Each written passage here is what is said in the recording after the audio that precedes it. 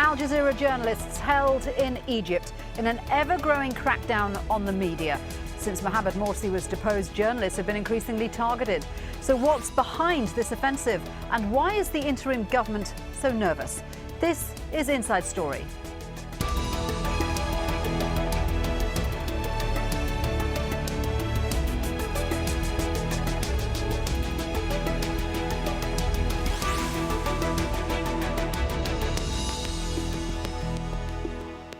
Hello there and welcome to the programme. I'm Shiulie Gosh. Al Jazeera is demanding the release of 3 of its journalists detained by Egyptian police in Cairo. Our Cairo bureau chief, Mohamed Fahmy, seen here on the left, has now been moved to Tora prison. That's where high-profile political prisoners are held. Correspondent Peter Grester and producer Mohamed Baha have also been detained, apparently for broadcasting without permission, though neither have been formally charged. Cameraman Mohamed Fawzi was also arrested, but he's now been released. The arrests come in the same week that the interim government declared the Muslim Brotherhood a terrorist organisation, arresting hundreds of its supporters. It signals a greater crackdown against any dissenting voice or any criticism of the military-backed government.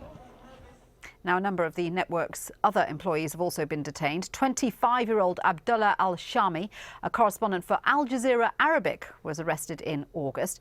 And Mohammed Badr, a cameraman for Al Jazeera's Egyptian affiliate Mubashir Misr, was arrested in July. Both men remain in custody.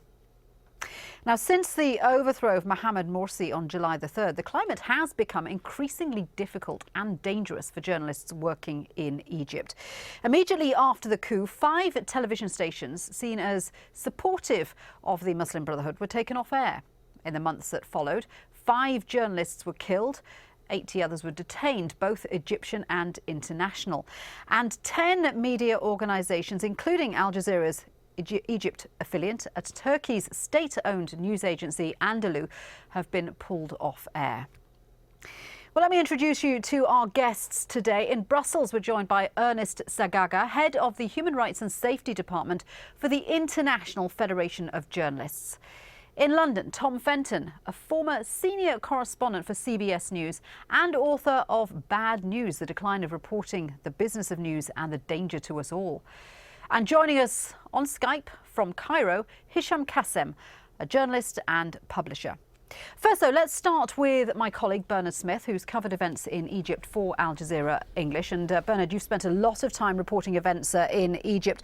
How difficult is it to report as a foreign journalist, particularly since the overthrow of Mohamed Morsi?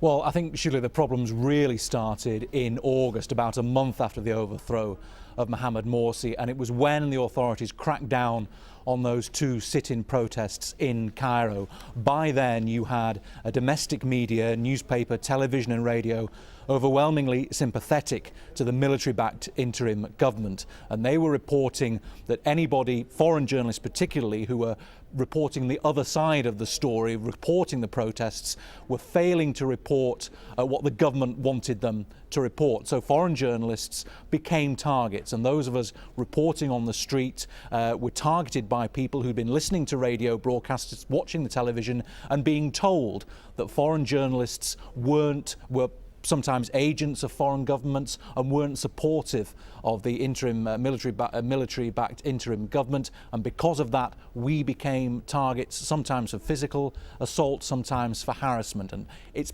calmed down a little bit since then, but it's become much more difficult for journalists to operate freely and independently on Egypt's streets, Shiulie. And it seems particularly difficult for Al Jazeera English journalists. I mean, that their offices have been raided, their journalists detained. Why Al Jazeera English in particular? Well, I think the recent events surrounding the arrest of our colleagues are because Al Jazeera English is the only part of the Al Jazeera network that still had a physical presence in Egypt. It could also be connected to the fact that the recent declaration of the Muslim Brotherhood by the government as a terrorist organisation, and also, of course, towards the end of January we have the 3rd anniversary of the revolution in Egypt that toppled Hosni Mubarak.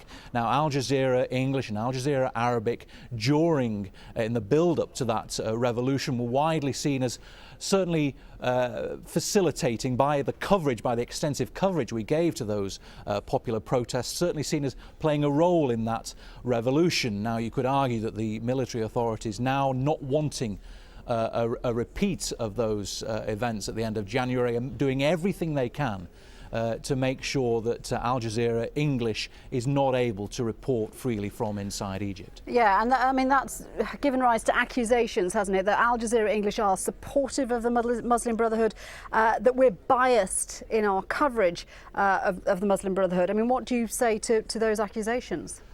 Well, all I can say to that is, of course, after the crackdown on those protests, the Rabba protests, the sit-in protests in Cairo, there were lots of smaller protests across Egypt. We covered those protests. No one else was covering those protests, and we were reporting the fact that not everybody was in favour of this military coup.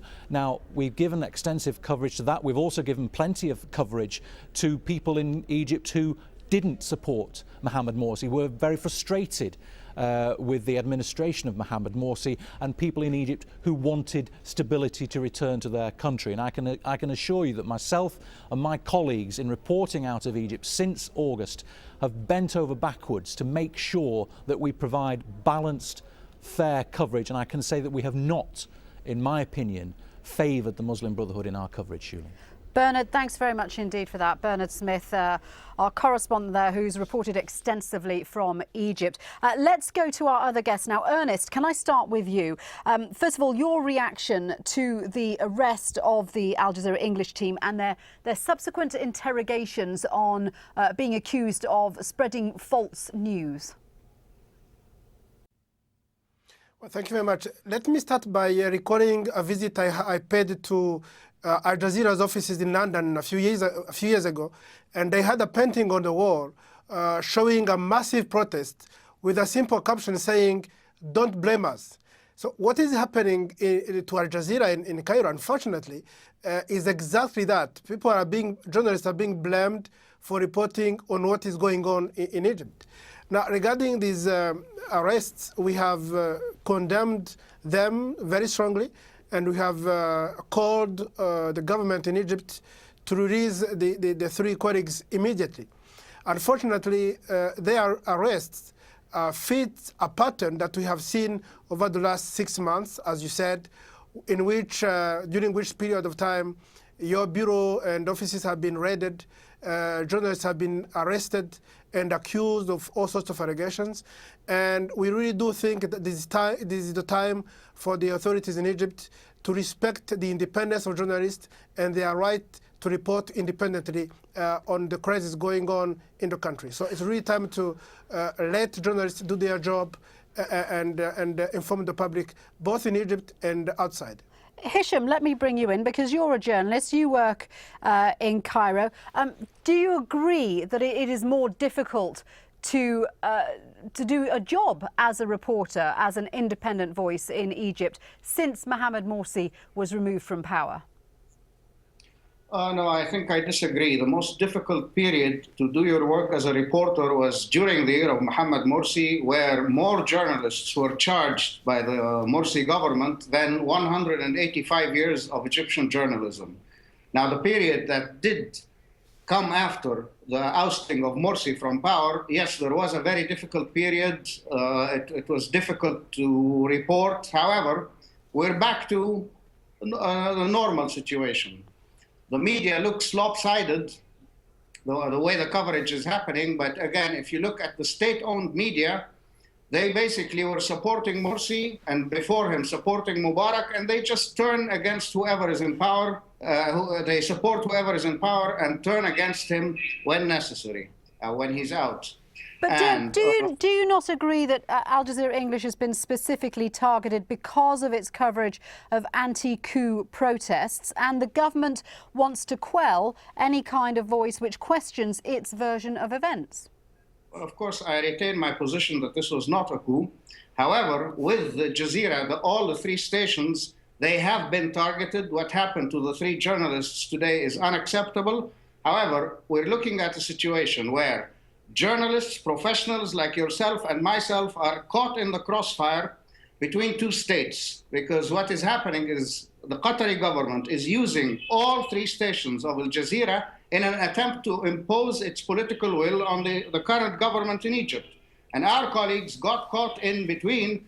It's a sad situation, but we need to see the bigger picture. Okay, can I just in response to that? I mean, you know, it is true that Qatar, as a state, has supported the government under Mohammed Morsi. But Al Jazeera English, I mean, on the day that Peter Grester was arrested, I was interviewing Peter Grester.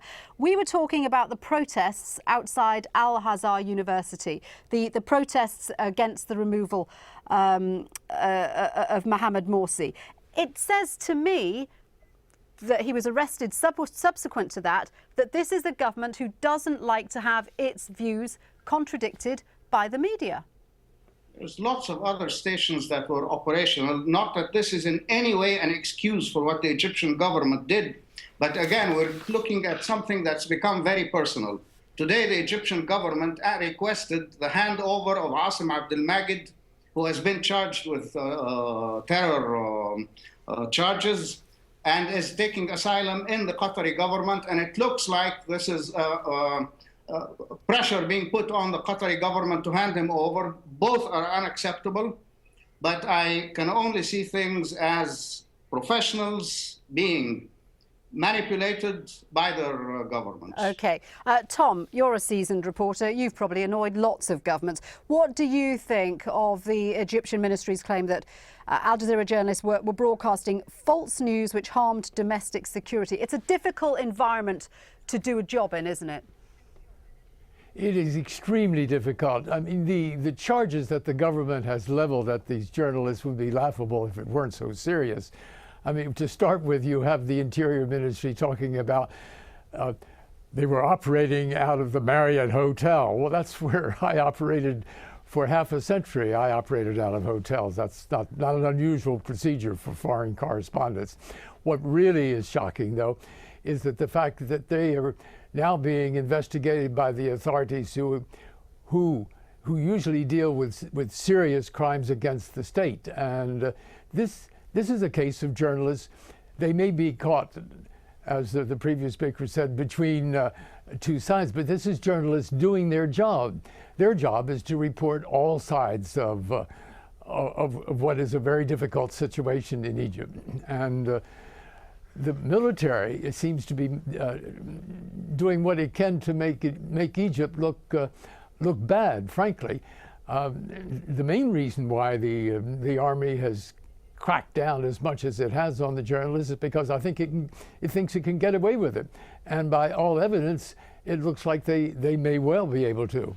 But I mean, one of the reasons analysts are saying that they are cracking down on the media is because this is part of the wider crackdown on the Muslim Brotherhood. And it's no coincidence that, you know, just a couple of days ago, the Muslim Brotherhood was designated as a terrorist organisation.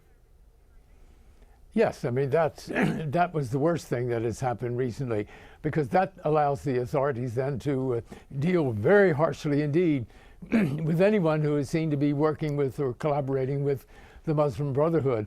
And no matter what you want to call it, what happened this past year was a coup, a democratically elected government, perhaps one that had become somewhat unpopular, wasn't very good at the job, was overthrown.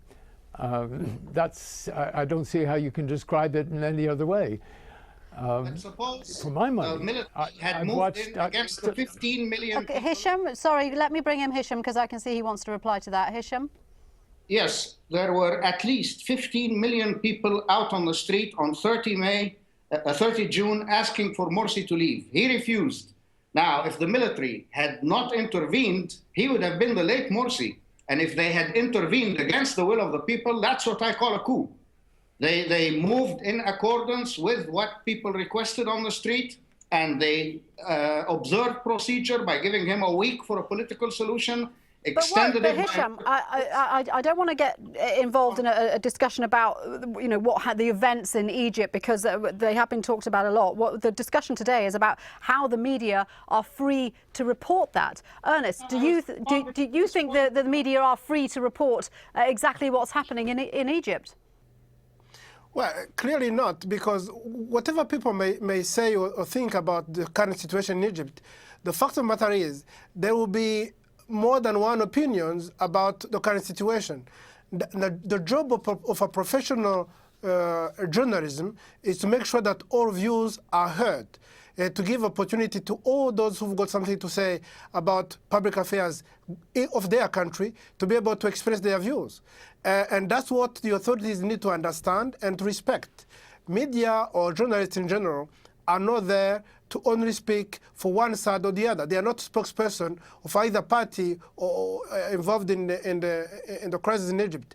So we are faced with basically an attempt, in my view, to suppress both the political position, but also through the same process to prevent the media from expressing or giving a platform to those views of the opposition.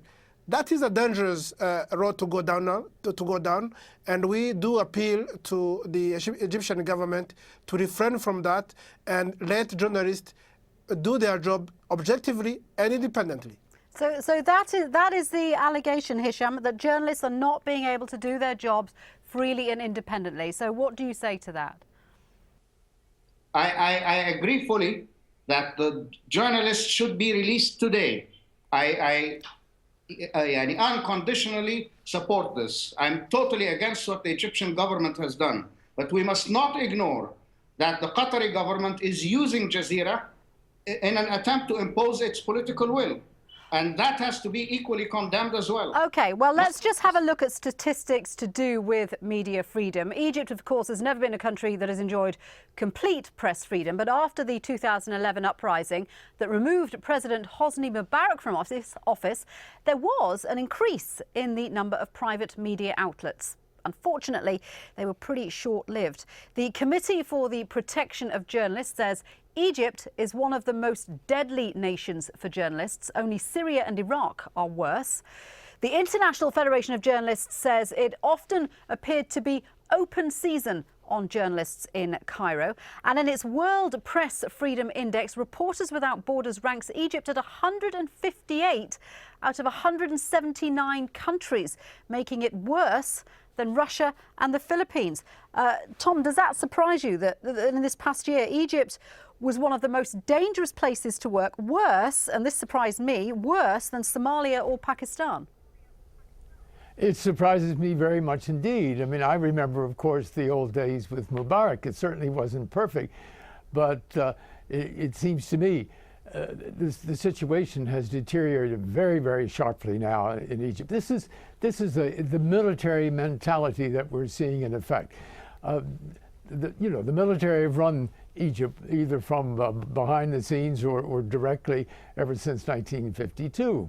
But there was a certain amount of discretion. Here, I simply think that they believe they can get away with what they're doing, jailing journalists for doing their jobs, threatening them with the possibility of serious charges. And what surprises me is how little international outcry there has been. Sure, we've heard American Secretary of State and the American Secretary of Defense admonishing their opposite numbers, but I don't see any big international outcry here. That's one of the problems. I wanted to ask you this, Tom, because I was interested in sort of the general perception of journalists and reporters amongst civilians. The Committee for the Protection of Journalists says there was a spike in civilian attacks on journalists after the Egyptian State Information Service said, and I quote, international media were conveying a distorted image that is very far from the facts. That seems to be a deliberate provocation by the government to civilians to say, look, journalists can't be trusted. Well, worse. You have reports in the Egyptian media describing foreign or international journalists as as basically traitors. This is a very dangerous thing. And I suspect that journalists, foreign journalists working in Egypt now must see themselves as potential targets. And Hisham, it's not just foreign journalists, is it? According to statistics, Egyptian journalists are being detained. They're either being held without charge or they're being prosecuted on a range of charges which include insulting judges, insulting government officials and insulting the armed forces. This is a bizarre turn of events, isn't it?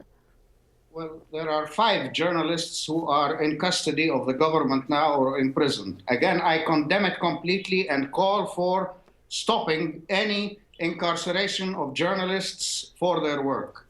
But again, the figures you're giving me make it a little exaggerated. It doesn't seem to be the country I live in. It's always been repressive. Yes, these days it's even worse. But again, the ranking of CPJ, I'm not sure how they managed to get things there. Yeah, I mean, CPJ is saying that it's a dangerous country to work, and Reporters Without Borders saying it's really low on the Press Freedom Index. You don't agree with that? That's Somalia. I mean, you know, this is really not the case. There are lots of foreign journalists I know here who call me on a daily basis for commentary. And they simply do not feel as threatened as you're making it seem. Ernest, how does... If I may come in on that point. Yeah, please do. If I may comment, I mean, to be precise, my organization has just issued a list of journalists and media staff who were killed in 2013, and 108 of them, 6 from Egypt. That is almost as many as in Somalia, where we have 7. Now, if you compare what is going on in Somalia, civil war, which has ravaged the country, and the unrest which is going on in Egypt, you have 6 in Egypt killed, 7 in Somalia. That is almost identical. And I think there is an issue here. When authorities begin to describe journalists as harming national security, that is almost inciting people to commit violence against journalists. This is the language that needs to be toned down, and there has to be a very clear distinction between the role of a journalist, which is to report on what is going on in the country, which is in the public, and whatever else political opposition may be doing in the country. And Ernest, how does this lack of press freedom play into Egypt's move towards democracy? Because press freedom surely is one of the cornerstones of democracy. Well, it undermines any commitment to democracy, because if you want to restrict the basic right of a people to be informed, to be accurately informed, that is, you're not promoting their right to information, but also you're not promoting the fundamental rights of individuals, including journalists, to practice their legitimate profession. So it's actually flying in the face of the publicly declared intentions by the authorities in Egypt to want to establish democracy and democratic rule in the country. And final word to Hisham, because we are running out of time. I mean, there are concerns over media provisions in the draft constitution, aren't there? Because although they talk of media freedom and independence, apparently those clauses can be revoked during times of war or a state of emergency. So how much protection will the press get in the new constitution? Well, everybody seems to be happy with the provisions in the new constitution. I have not heard complaints against them. However, take it from me, I'm somebody who used to print the Cairo Times, the magazine I used to publish in Cyprus, because the Egyptian government used to deny me public printing here, and fly back copies as cargo and get them seized in the Cairo airport. And there were hardly people who would stand up for this. Where we've gone from there is a long way. Now, am I happy with the situation? Certainly not. But are we regressing? I really do not think so as well. The whole nation has moved for the democratization. Okay. There will be setbacks, but there is no turning back. OK, thank you very much for that. I mean, in the meantime, of course, we must remember the Al Jazeera English team continue to be held.